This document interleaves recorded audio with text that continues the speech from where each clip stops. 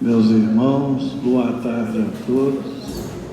Nós estamos iniciando a nossa reunião da tarde, agradecendo a Jesus as bênçãos, o amparo, a assistência que temos recebido, pela sua misericórdia em nossas vidas, pela oportunidade de estudarmos os seus ensinamentos, através do Consolador prometido, a doutrina espírita, que tem nos explicado, nos ensinado a respeito da lei de Deus. O que nós viemos fazer no mundo? O que Deus espera de nós? E principalmente a respeito da vida futura.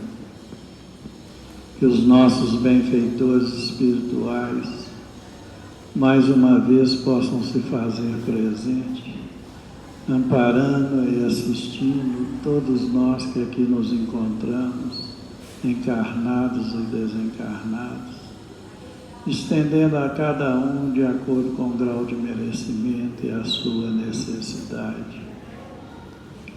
Ave Maria, cheia de graça, o Senhor é convosco. Bendita sois vós entre os anjos, bendito é o fruto do vosso ventre, nasceu Jesus.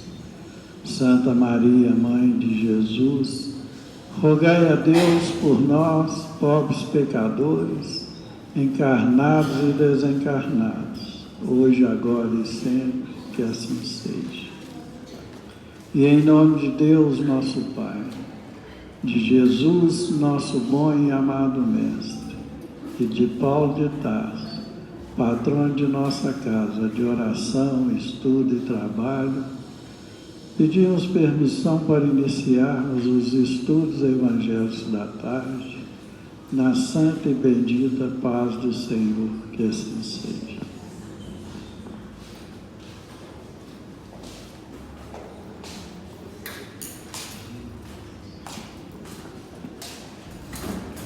Meus irmãos, essa tarde, os nossos estudos, as nossas reflexões, nós temos o capítulo 16 do Evangelho segundo o Espiritismo, o item 3, que tem o título de preservar-se da avareza.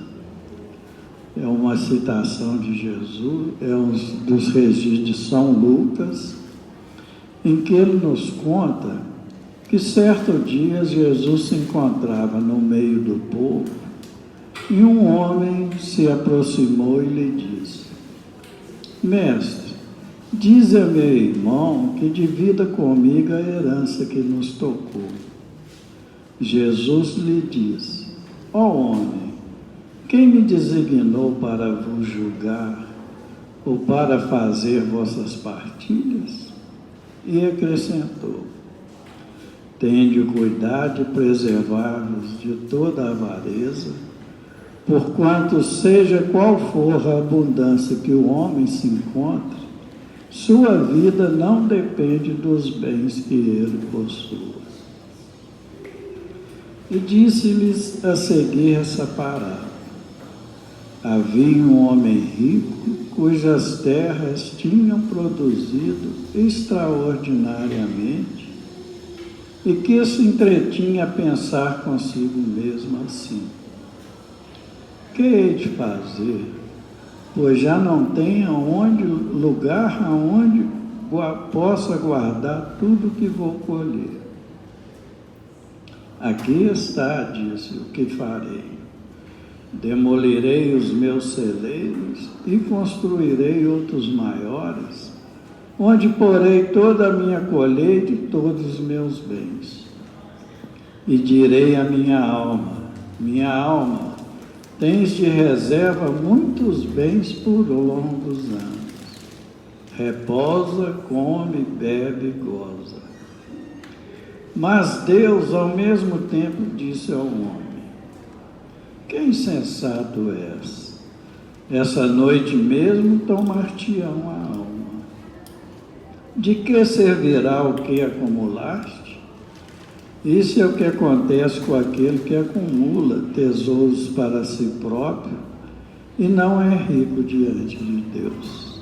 São Lucas capítulo 12, versos 13 a 21. Veja, meus irmãos, que ensinamento belíssimo Jesus nos concedeu numa simples passagem. Tende o cuidado de vos prevenir contra a avareza, pois seja qual for a abundância em que o homem se encontre, a sua vida não consiste nos bens que ele possui. Aquele que acumula tesouros para si próprio não é rico diante de Deus. Jesus nos fez essa advertência porque vivemos em um mundo movido pelo dinheiro, pelas posses e pelo poder. A maior aspiração de muitos é ficar extremamente ricos e, de preferência, rapidamente, com o menor esforço possível, para usufruir das coisas materiais. Infelizmente, ao longo dessa caminhada, nem sempre com ética, que vai se deixando para trás certos valores simples e saudáveis e se apegando às coisas supérfluas e fantasiosas que afastam do verdadeiro objetivo da criação. E pior, coisas que levam muitas pessoas a falir moralmente, como também a perder a saúde física, mental e espiritual. Foi observando essa situação que Dalai Lama, um chefe religioso budista, deixou registrado: a corrida impensada atrás de dinheiro nos faz viver como se nunca fôssemos morrer e morrer como se nunca tivéssemos nascido. É uma grande verdade essas palavras. Se refletirmos um pouco, chegaremos rapidamente a algumas conclusões. Verdadeiramente não possuímos nada nesse mundo. Basta observarmos em nossa volta e veremos quantas fortunas foram dilapidadas e desapareceram. Quantas famílias milionárias perderam tudo num piscar de olhos. Pensemos no nosso corpo físico. Ele não é nosso. Nós o pegamos emprestado e será devolvido quando desencarnarmos.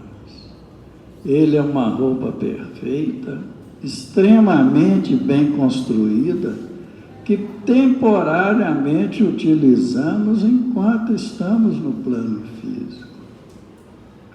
E a nossa responsabilidade é cuidar dele o melhor que pudermos, pois um dia teremos que devolvê-lo ao seu verdadeiro dono, Deus, nosso Pai Criador. Ele nos criou o nosso mundo, e com o nosso mundo Ele criou a matéria. E tudo que é matéria permanece no plano material. Nossos sentimentos e o que adquirimos moralmente ao longo da vida, estes são nossos e nós carregamos conosco para onde formos. Como somos espíritos eternos, nós carregaremos conosco eternamente.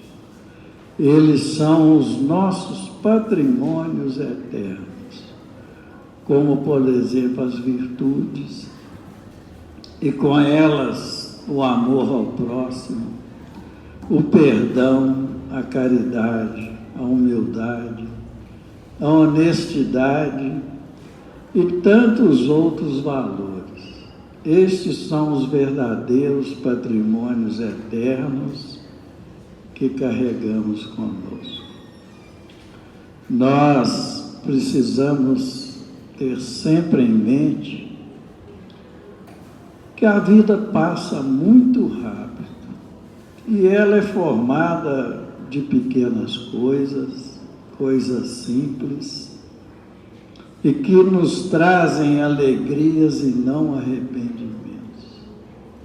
Por isso devemos, desde agora, cuidar para que a nossa vida seja um exercício contínuo de desapego.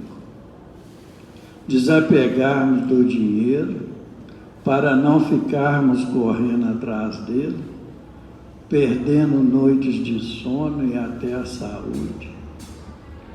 Desapegarmos da vaidade, do orgulho e, sobretudo, das pessoas que nos trazem problemas. Desapegarmos do ódio, da mágoa que tira a nossa paz e que trazemos conosco de outras vidas. É como diz um velho ditado: ninguém fica para semente, caixão não tem gaveta. Emmanuel, comentando sobre esse assunto, nos fala que o homem poderá juntar grande quantidade de dinheiro, poderá exercer forte e extensa autoridade através de títulos e diplomas, poderá dispor de muitas propriedades, mas apesar da riqueza moedada, dos títulos, dos diplomas e das propriedades numerosas, o homem não será identificado por Deus pelos tesouros materiais ajuntados, mas sim pelo valor de suas realizações e pelas obras deixadas em torno dos seus próprios passos em favor dos semelhantes. Isso ele deixa claro numa lição do livro Palavra de Vidas Eternas, intitulada No Rumo do Amanhã, em que ele comenta as palavras de Jesus. Pois que aproveitaria ao homem ganhar todo o mundo e perder a sua alma? Jesus. E Emmanuel, comentando essas palavras de Jesus, ele nos fala: lembra-te de viver conquistando a glória eterna do Espírito. Diariamente, retiram-se da terra criaturas cujos passos se imobilizam nos angustiosos tormentos da frustração. Estende os braços para o ouro que amontoaram. Contudo, esse ouro apenas lhes assegura um mausoléu em que eles guardam as cinzas. Alongo a lembrança para o nome em que se ilustraram nos eventos humanos. Todavia, quase sempre a fulguração pessoal de que se vira objeto, apenas lhes acorda o coração para a dor do arrependimento tardio. E contemplam tristes o campo de luta em que desenvolver o transitório domínio. Mas não enxergam senão a poeira da desilusão que lhes soterra os sonhos mortos. Sim, em verdade passaram no mundo em carros de triunfo na política, na fortuna, na ciência, nas artes, na religião, no poder. No entanto, incapazes do verdadeiro serviço aos semelhantes, enganaram tão somente a si próprios no culto do egoísmo e do orgulho, a intemperança e a vaidade, que lhes devastaram a vida e despertaram além da morte, sem recolher a renovadora luz. Então, Emmanuel, comentando as palavras de Jesus, ele nos aconselha para vivermos buscando sempre a evolução e o progresso. E nos lembra que todos os dias muitos eventos, muitos avarentos retornam para a espiritualidade, paralisados em tristes tormentos e decepções, buscando as riquezas que acumularam. Mas essa riqueza só lhes será útil para pagar a despesa dos túmulos, para guardarem seus restos mortais. Ele nos fala que são pessoas vaidosas, que trazem na lembrança o nome com os quais se tornaram conhecidos na sociedade, sem ser úteis ao próximo. Infelizmente, esse brilho se apagou e hoje esquecidos, percebem que correram atrás de obras que não lhes garantiram a felicidade. Lembram de onde viveram e dominaram, mas observa que o domínio passageiro foi apenas ilusão. São criaturas que passaram pelo mundo em busca de aplausos e poder, esquecendo que o verdadeiro objetivo de amor ao próximo foi esquecido e apagado pelo orgulho e pela vaidade. E é a fim de nos prevenir que Emmanuel termina a lição nos falando.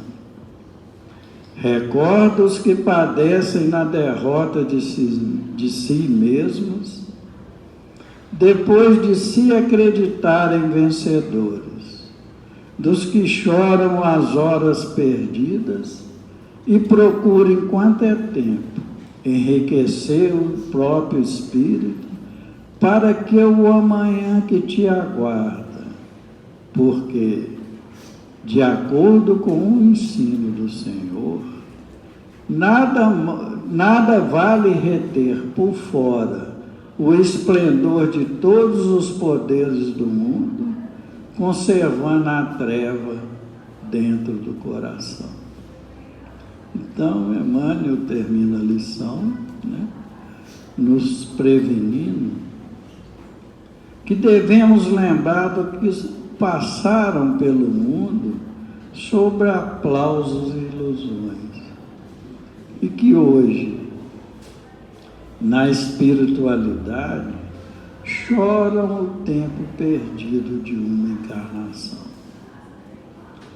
Devemos, pois, enriquecer o nosso espírito com boas obras, com valores patrimoniais, valores que levamos conosco, e preparar o nosso futuro, pois somos espíritos eternos e somos espíritos imortais.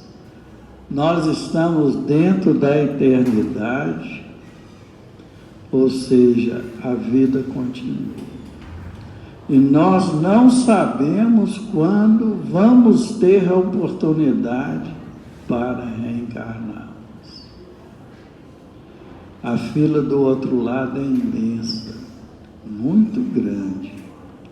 Então precisamos aproveitar o tempo que ainda temos como encarnados para adquirirmos patrimônios eternos que nos darão crédito perante Deus e, consequentemente, a paz que todos buscamos.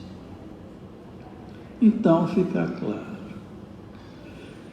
Ninguém leva nada consigo quando termina a sua peregrinação nesse planeta.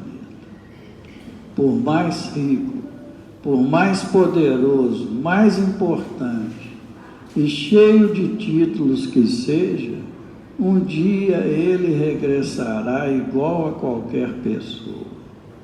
Deus não concede privilégios.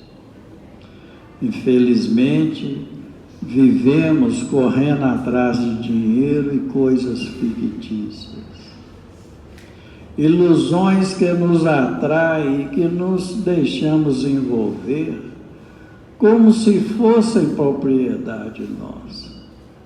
É justamente desse apego que surge a ambição e a avareza.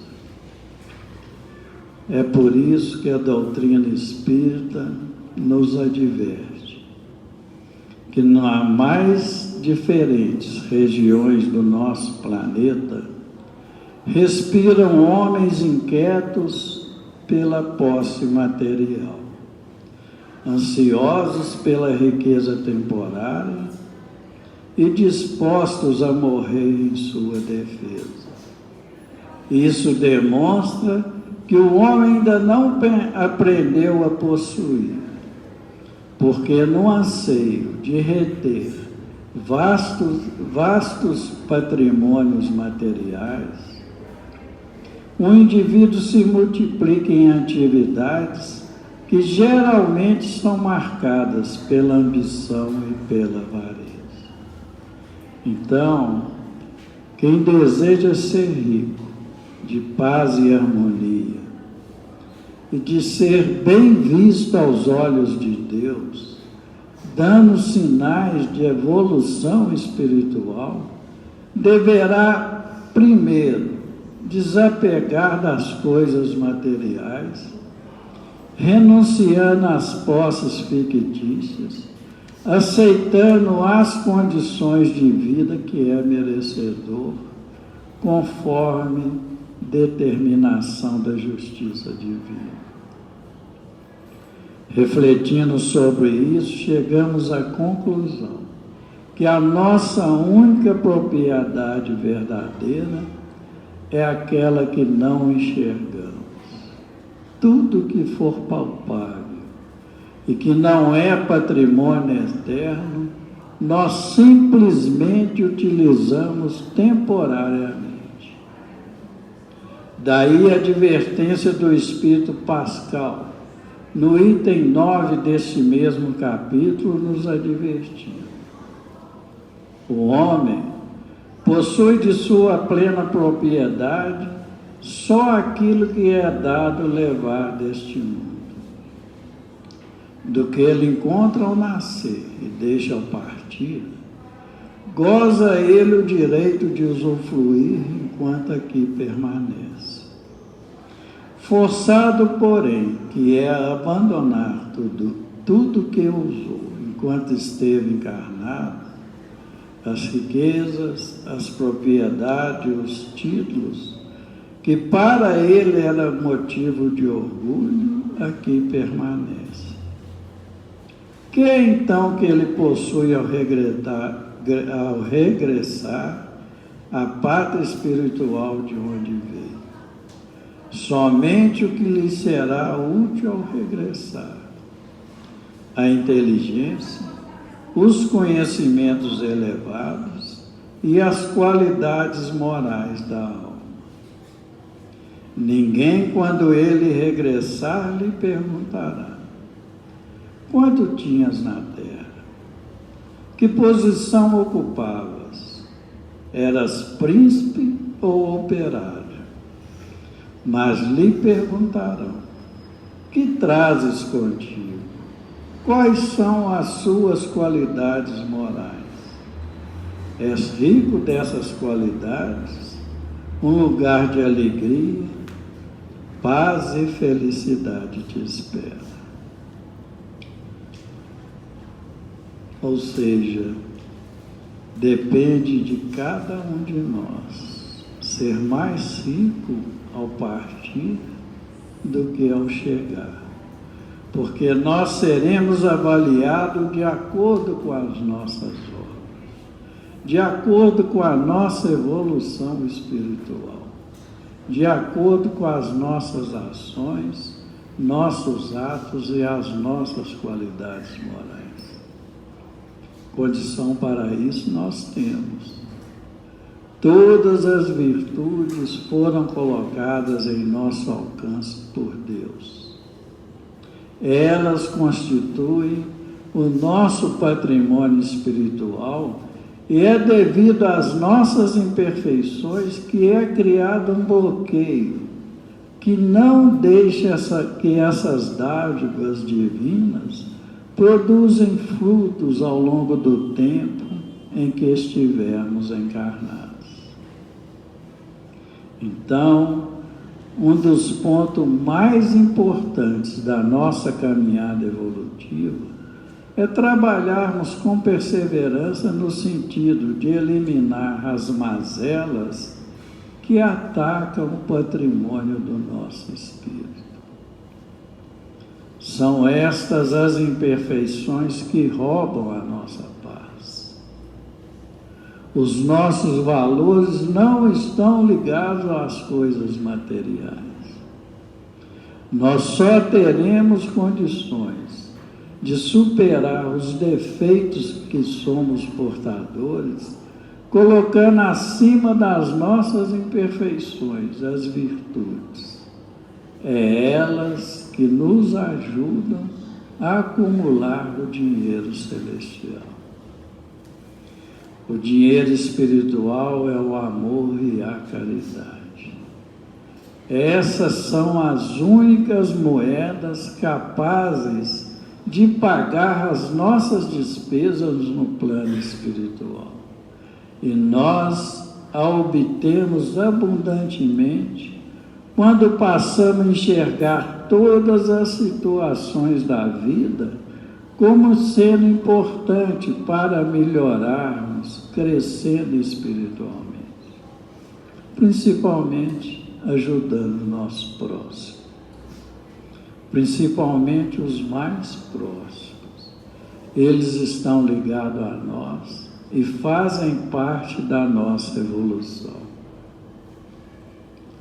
Por isso, devemos lembrar sempre do alerta de Jesus, quando nos alertou que a nossa vida não consiste na abundância daquilo que possuímos em bens materiais, e sim naquilo que espalhamos em nossa volta e deixamos de útil, de bom, em atendimento à vontade de Deus. Que Deus nos abençoe e nos ampare a todos. Essa tarde nós contamos com a colaboração do Lucas, passamos a ele a palavra. Meus irmãos, boa tarde a todos. Seguindo o nosso estudo dessa tarde, nós vamos começar aqui com uma poesia de Cornélio Pires. Considerando que o nosso tema é sobre a avareza, a sovilhice, ele deixou para a gente uma poesia que fala assim, notas da sovilhice. Você deseja saber, caro Antônio da Planura, o que sucede aos sovinas depois que a morte os procura. O assunto pede cuidado, porquanto em tudo, na essência, não se deve caminhar com base na imprevidência. Observe a natureza. Na horta, uma simples erva vive, ajuda e se garante, mantendo a própria reserva. A árvore ampara sempre na bondade de que é feita, mas resguarda a seiva própria para dar outra colheita.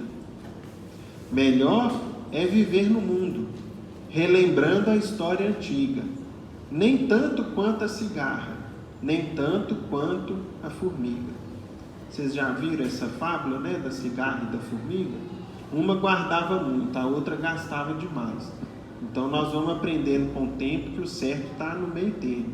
E nós vamos falar muito sobre isso aqui hoje, tá, meus amigos? Vamos seguir a poesia. Em verdade, nunca vi, em meus caminhos terrenos, quem não tenha um tanto mais para dar a quem tem menos.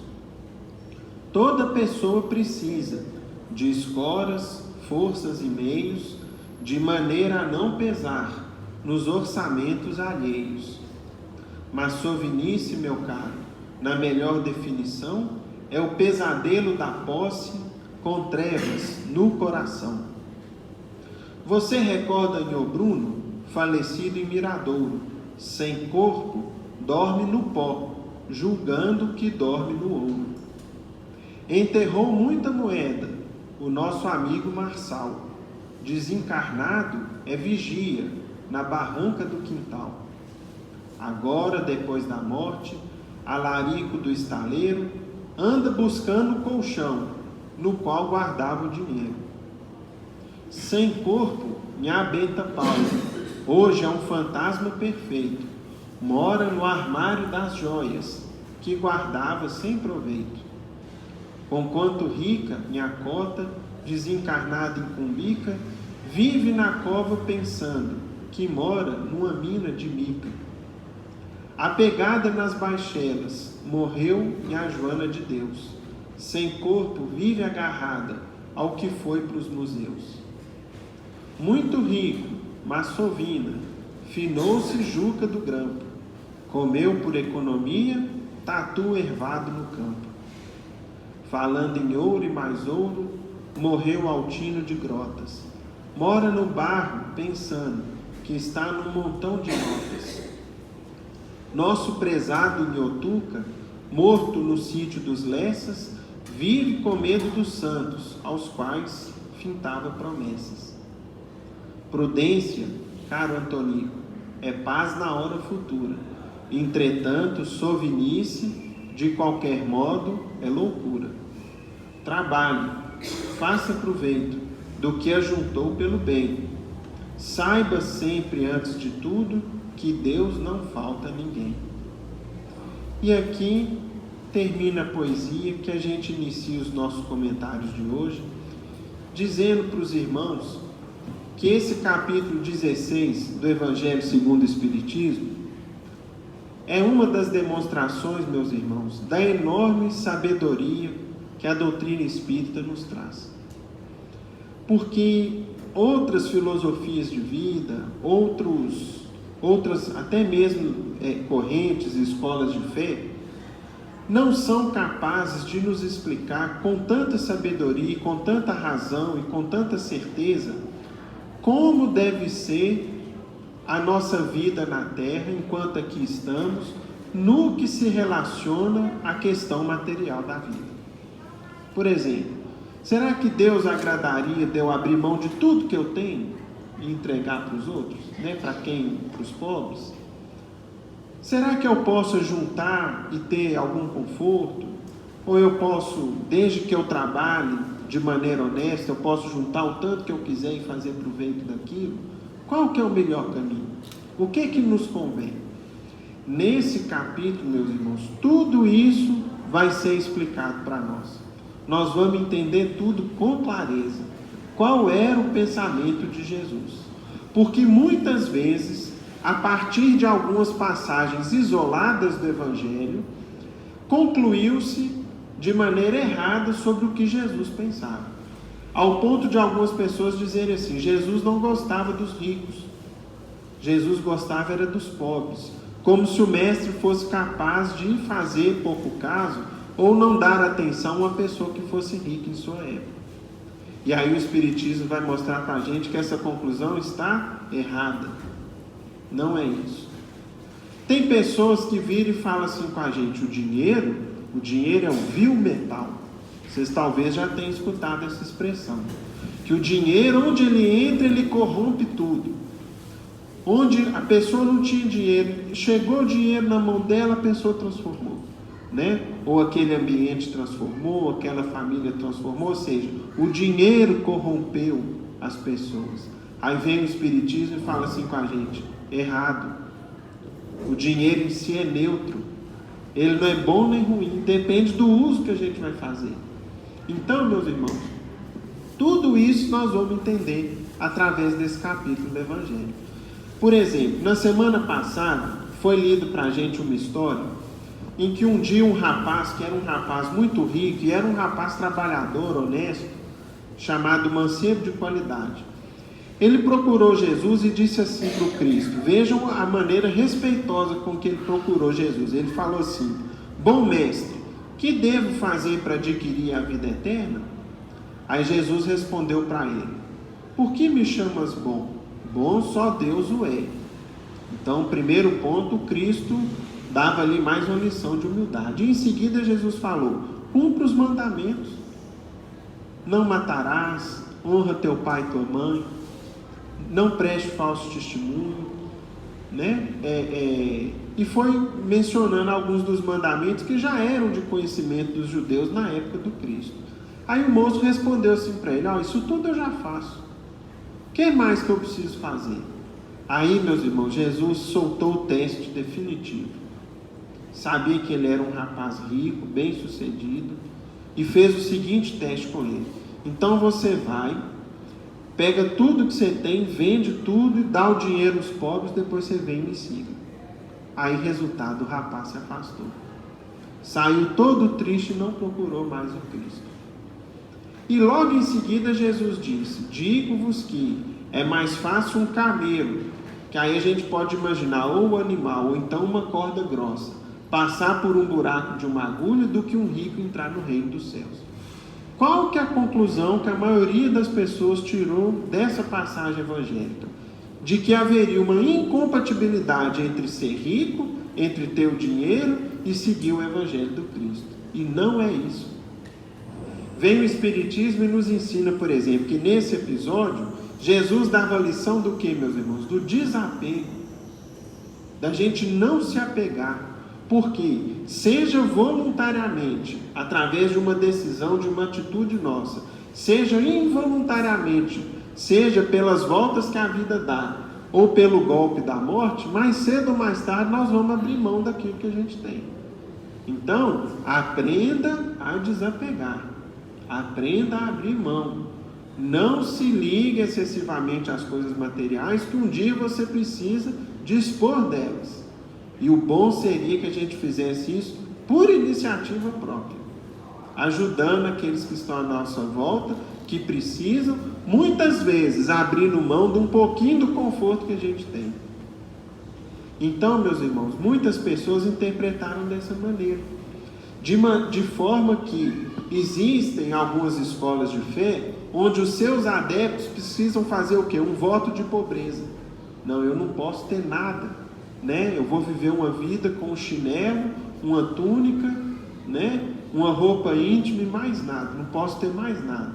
E aí a gente vai ver por meio do Espiritismo que não é isso que o Cristo queria. Não é isso. Porque se eu abro mão de tudo e não fico com nada, de alguma forma, o que vai acontecer comigo na sociedade? E se todo mundo fizer isso, quem que vai sustentar? Eu vou ser um peso na sociedade. Alguém vai precisar fornecer aquilo que eu preciso para viver. Então não é esse o caminho. E mais, então o rico não tem como entrar no reino dos céus? Também não é essa a lição do mestre. O que Jesus ensinou com isso? Ele falou o seguinte: olha, atenção com os momentos na vida em que o dinheiro venha em sua mão. Porque sempre que o dinheiro nos visitar, nós seremos testados nas fraquezas e nos vícios que a gente ainda possui. Querem uma demonstração disso? Observem, por exemplo, a maioria das pessoas que ganham numa loteria. Normalmente, o que eles fazem? Qual que é a conduta que mais se observa? A pessoa, às vezes, no dia seguinte, né, sai do serviço, às vezes ainda fala um palavrão lá com o chefe que ele segurou durante muito tempo, não falou, agora eu posso, né? Faz uma grosseria lá qualquer, sai do serviço, não quer mais saber de trabalhar e vai o quê? Aproveitar a vida. E pensa exclusivamente em si e começa a se defender de todo mundo que está à sua volta. Sem perceber que aquilo ali, Deus está o quê? Olha, vamos ver, o que você vai fazer com o dinheiro? Você sempre falou, né, que queria ter dinheiro para ajudar mais as pessoas, ajudar sua mãe, ajudar seu pai. seus amigos, seus conhecidos, vamos ver se vai ser assim mesmo. E a maioria das vezes a pessoa se entrega de maneira egoística e avarenta àquilo que ele julga aproveitar a vida, quando na verdade o que ele vai fazer? Ele vai se afundar. Ele vai cair em quedas morais dificílimas depois de serem resgatadas, com severas consequências na vida dele. E é aí, meus amigos, que a gente entra na nossa história de hoje, na nossa lição de hoje. Vamos lá. Conta aqui no Evangelho de Lucas, e não sei se você sabe, mas Lucas não conviveu com Jesus. Todos os relatos do Evangelho de Lucas, a maioria deles, ele colheu em conversas e entrevistas com Maria Santíssima, que ele procurou em Éfeso por recomendação de Paulo, conforme instruções que Paulo deu, porque Paulo não tinha condições de ir até ela. E ela tinha inúmeras histórias de Jesus para contar. Lucas foi lá, procurou, gravou tudo, anotou e trouxe para a gente as anotações evangélicas dele. Pois bem, então lá no Evangelho de Lucas, conta que certo dia Jesus estava no meio do povo e um homem chegou e lhe falou assim: diga a meu irmão que divida comigo a herança que nos tocou. Então vocês veem, problema de divisão de herança, gente, vem desde lá de trás, desde muito tempo dá problema, né? Então, para ilustrar que era um problema que também existia no tempo do Cristo, um rapaz o procurou pedindo que Jesus intervisse naquela situação, porque talvez ele julgava ali que o seu irmão tinha pego a melhor parte, ou tinha pego mais do que ele, estava achando que estava sendo alvo de uma injustiça e pediu Jesus para intervir, né? Mal sabem, meus irmãos, as pessoas que em todas essas desavenças, vocês sabem quem mais sofre observando tudo isso? O pai ou a mãe que desencarnou. Como é triste para um pai e para uma mãe no mundo espiritual verem os filhos brigando, genro e nora brigando, para dividir aquilo que às vezes um pai que tinha uma condição melhor deixou.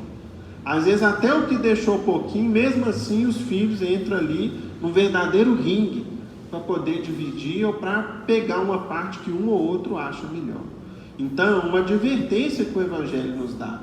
Porque o sofrimento, se a gente tem alguma estima por um pai ou por uma mãe que desencarnou, que já não estão mais em nossa presença, respeitemos a ausência deles quando a gente for tratar alguma coisa nesse sentido, para que a gente não os faça sofrer mais ainda em sua chegada no mundo espiritual. Então, foi o que ele procurou Jesus e pediu. Jesus lhe disse: ó homem, quem que foi que me designou para vos julgar ou para fazer suas partilhas? E acrescentou: tende o cuidado de preservar-vos de toda avareza, porquanto, seja qual for a abundância em que o homem se encontre, sua vida não depende dos bens que ele possua. E é verdade. As pessoas mais ricas que a gente conhece, o dia que a enfermidade chega, pode ir para o melhor hospital, tomar os melhores remédios, fazer o melhor tratamento, que de uma forma ou de outra ele vai desencarnar. Às vezes até numa idade jovem, né? Às vezes acometida aí por um câncer, por uma outra doença, e vai ter um quadro doloroso, e antes de ter uma expectativa ali de uma vida longa, às vezes vai até embora mais cedo. Então, meus irmãos, a nossa vida não depende disso. A nossa vida depende de Deus. Nós todos estamos na mão de nosso Pai Criador, que muitas vezes avalia o seguinte: bom, está chegando aqui a hora do Lucas, vamos supor, mas vamos ver como é que ele está caminhando. Essa vida que ele está pelejando para ser uma pessoa melhor. Ele está tentando fazer melhor uso do tempo dele, ele está sendo menos apegado, ele está tentando ajudar mais as pessoas, está tentando ser um filho melhor, um pai melhor, um marido melhor. Então vamos esticar mais um pouquinho aí. Aí uma doença que surgiu, de repente é curada de uma maneira assim até meio que inexplicável, ou faz um tratamento bem sucedido, a enfermidade vai embora. Ao passo que com outros pode ser que isso não aconteça. Então, meus irmãos, a gente precisa ter essa visão conosco. né? Logo em seguida, Jesus contou uma história. Vejam só. A história que Jesus contou foi a seguinte: havia um rico homem cujas terras produziram extraordinariamente. Então vamos lá. Tinha um fazendeiro que de repente deu tudo certo. Choveu na hora certa, fez sol na hora certa, plantou na hora certa, deu tudo certo e a fazenda foi um sucesso ali naquele ano, produziu muito, com muita fartura. E que então começou a pensar consigo mesmo: o que eu vou fazer? Pois não tenho lugar onde guardar tudo que eu vou colher. Meu armazém não cabe isso tudo. Eu tenho milho demais, eu colhi soja demais, tem café demais, não cabe aqui o armazém que eu tenho. Aí de repente ele teve, segundo ele, uma ideia brilhante: já sei, vou demolir os meus celeiros, vou construir outros bem maiores e vou falar para mim mesmo assim: vejam só, minha alma, tens de reserva muitos bens para longos anos. Repousa, come, bebe, aproveita. Ou seja, depois que eu construir esses celeiros novos, com o dobro, o triplo da capacidade, eu vou virar para mim mesmo e vou falar o seguinte: agora aproveita. Fica sossegado, né? Esquece a preocupação, você não vai ter dor de cabeça, você vai aproveitar o resto da sua vida daqui para frente, você não vai depender de ninguém. Então, aproveita o máximo que você puder. É ou não é assim, meus irmãos, que a maioria das pessoas, dos nossos irmãos de humanidade, ainda pensam quando a abundância material lhes toca a vida? Foi o que ele pensou. E aí Jesus contou: mas Deus, ao mesmo tempo, disse ao homem: que insensato és! Essa noite mesmo tomar-te-ão a alma. Para que servirá o que acumulaste? É o que acontece àquele que acumula tesouros para si próprio e que não é rico diante de Deus. Ou seja, naquela mesma noite ele perderia a vida. E tudo aquilo que ele juntou, toda aquela abundância, serviria para quê? Para ele não iria servir, para nada, não teria valor nenhum. E aí, meus irmãos, a gente analisa isso aqui e observa o seguinte: por que isso iria acontecer com ele? Qual que era a grande intenção que ele tinha? A intenção dele era ficar curtindo a ociosidade, a preguiça, a inutilidade. A grande ambição dele daquele ponto em diante era o quê? Esquecer das pessoas e pensar somente em si mesmo. E o dinheiro não tem esse propósito na vida. O dinheiro é uma concessão divina que nos concede como um título de responsabilidade para que a gente utilize-o como meio de progresso individual para nós. Por exemplo, para a gente estudar. Nós podemos, por exemplo, morar com dignidade, vestir com dignidade, agora, sempre atentos e fugindo dos excessos e dos supérfluos de toda a ordem. Vejam, por exemplo, no Livro dos Espíritos, algumas perguntas que vão nos explicar isso. Na pergunta 714, o que se deve pensar do homem que procura nos excessos de toda natureza o requinte de seus prazeres?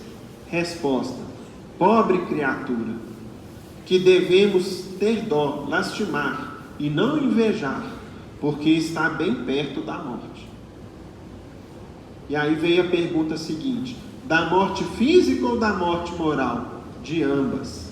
Ou seja, tanto ele, por meio dos excessos, vai desgastar seu corpo físico e vai se preparar para uma morte prematura, como também no aspecto moral ele vai matar nele as qualidades nascentes que ele tinha e vai dar livre campo que os vícios, as paixões, as inferioridades que ele ainda traz com ele. Então moralmente ele vai estacionar, ele vai paralisar-se no tempo, paralisia essa que às vezes vai demorar depois um bom tempo para ele sair dela, e vai sofrer. Tem uma pergunta seguinte que fala assim, como pode o homem reconhecer o limite do necessário? Então, o que é necessário para a gente e o que é supérfluo? Resposta: O sensato o conhece por intuição. Muitos só o conhecem à custa de suas próprias experiências. Ou seja, a pessoa que já tem algum equilíbrio e alguma grandeza espiritual, percebe claramente, ó, isso aqui eu preciso, agora, isso aqui não é uma necessidade para mim. Isso aqui já é um supérfluo, isso aqui já me sobra e, portanto, não é uma necessidade. Agora, a maioria de nós vai aprender isso como, meus amigos? Através da experiência. E muitas vezes, aprender com a experiência significa aprender com a dor.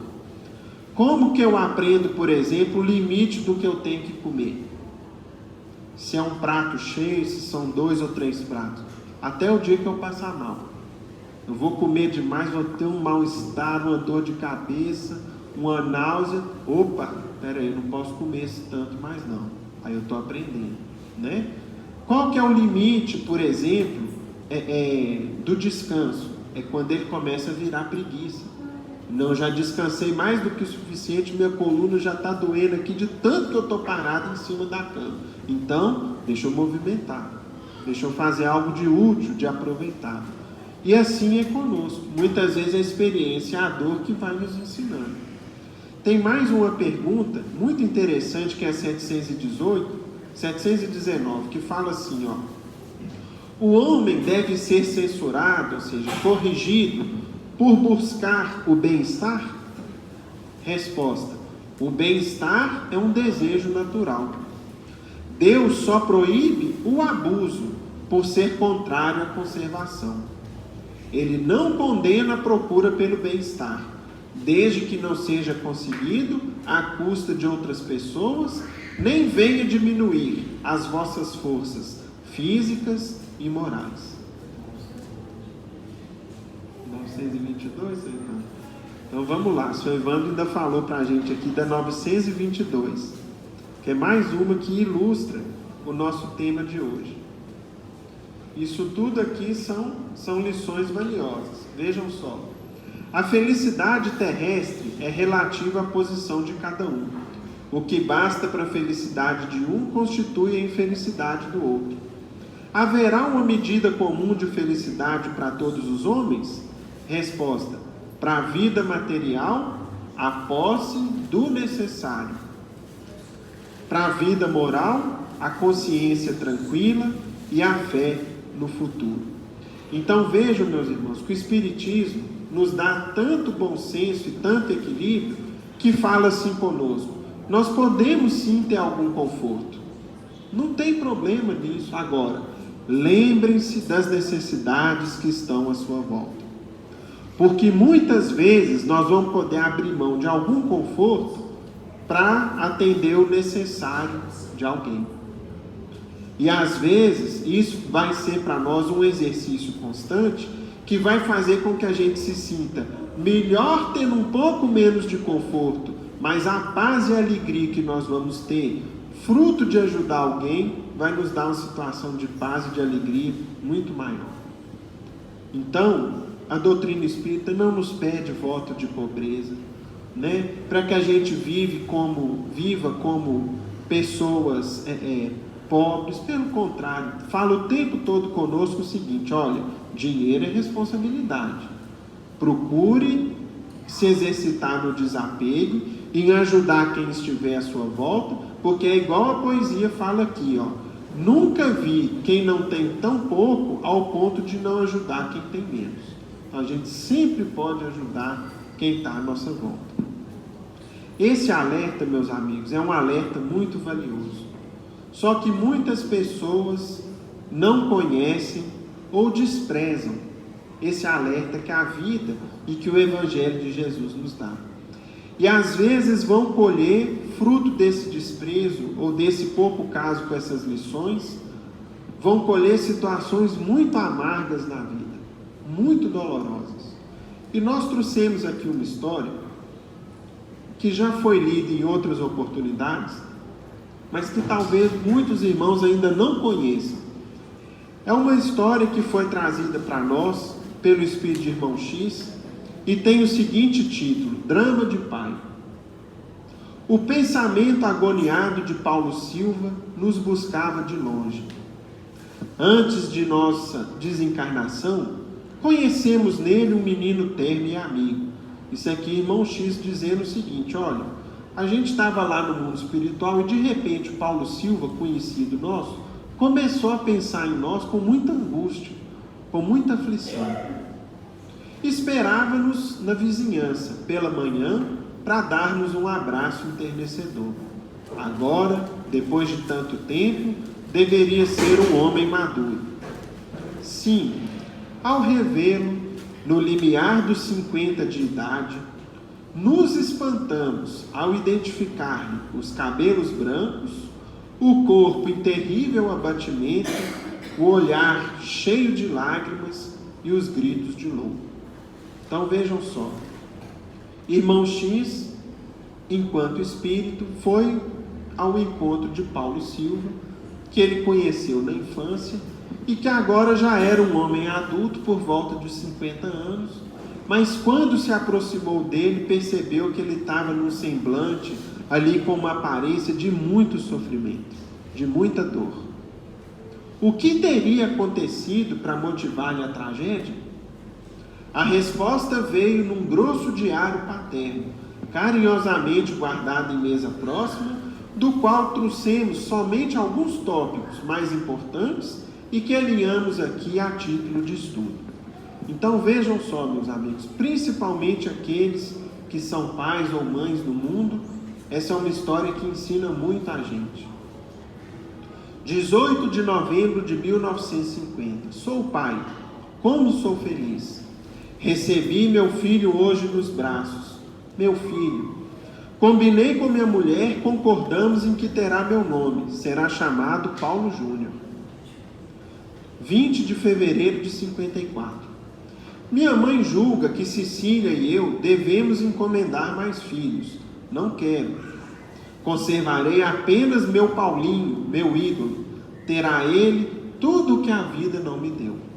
Talvez vocês já tenham escutado isso também. Eu quero que meu filho tenha tudo aquilo que eu não tive. Não é por aí, tá, meus amigos? Vamos seguir a história. 5 de março de 57. Que felicidade ver Paulinho na escola. Uma inteligência. Comprei hoje, em nome dele, 200 ações de uma empresa respeitável. Investimento valioso na indústria. 18 de novembro de 58. Aniversário de meu filho, ou seja, o dia que ele fez 8 anos de idade. Comprei para ele um terreno de 20 mil metros quadrados em Jacarepaguá. Terreno de grande futuro. 11 de maio de 60. Aproveitei a situação de 2 amigos que estavam com a corda no pescoço e comprei para meu filho 2 casas em ótimo ponto da Tijuca.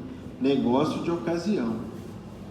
14 de agosto de 60, do mesmo ano, o filho estava com quase 10 anos de idade.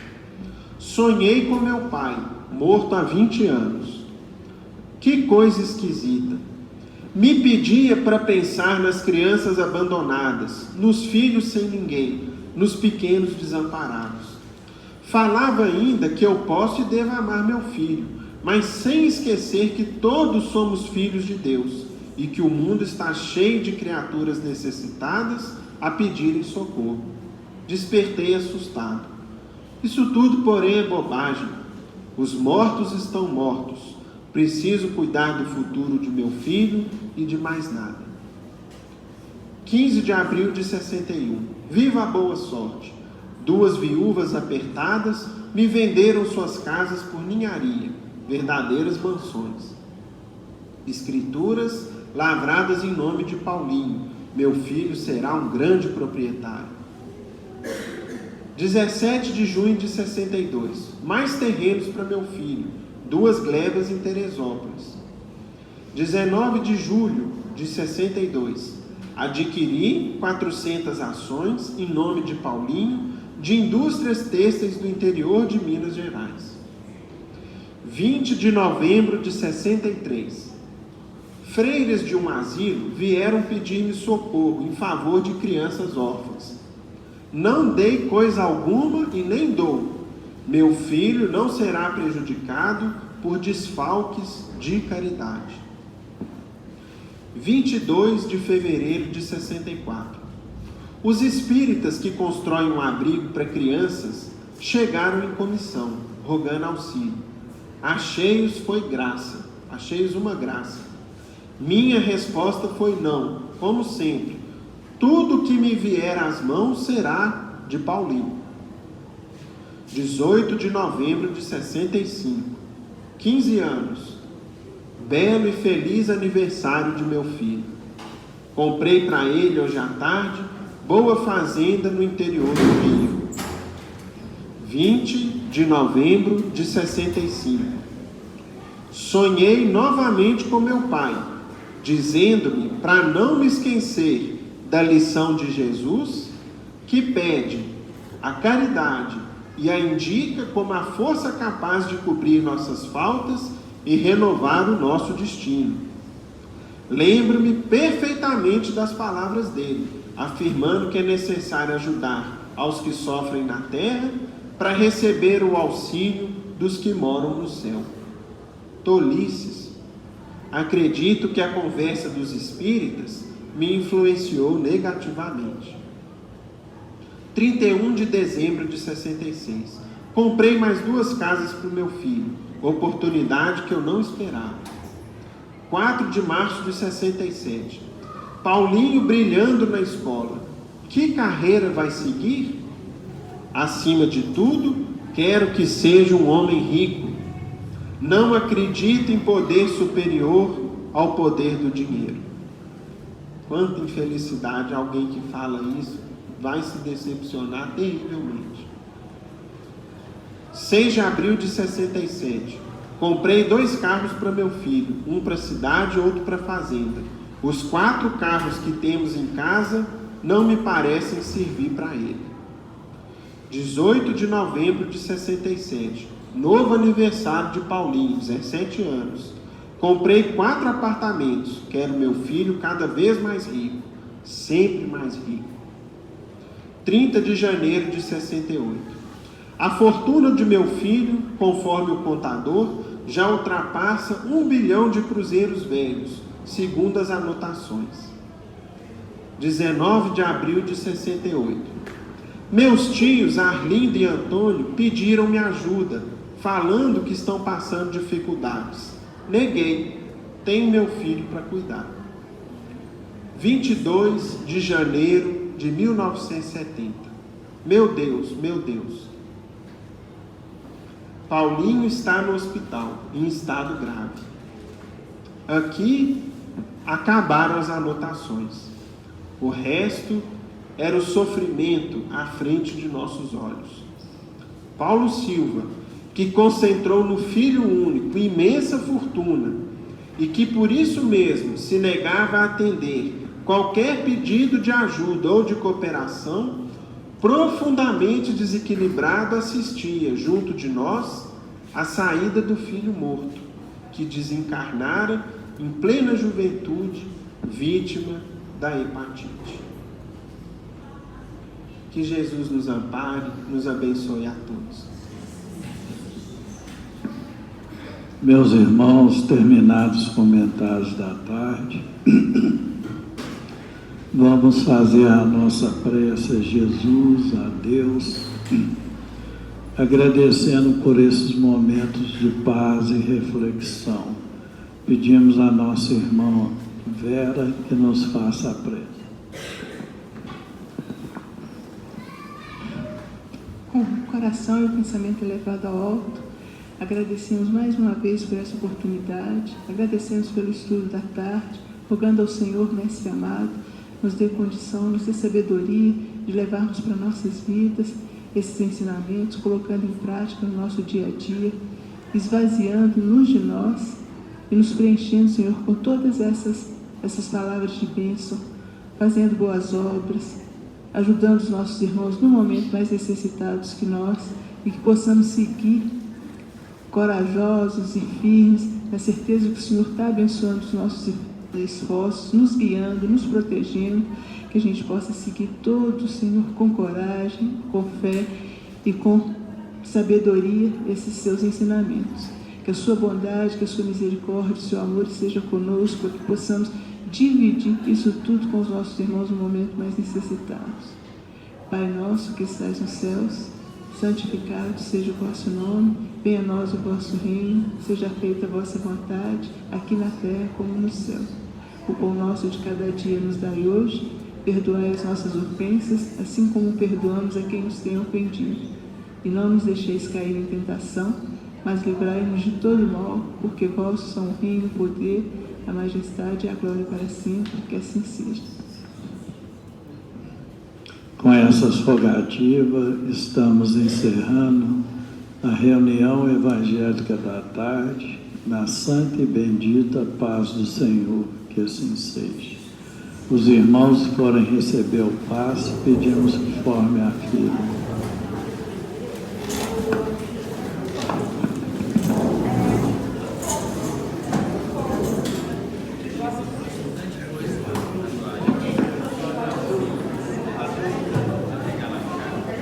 Vai ter médico para adulto. Quem for receber a ficha, permaneça sentado.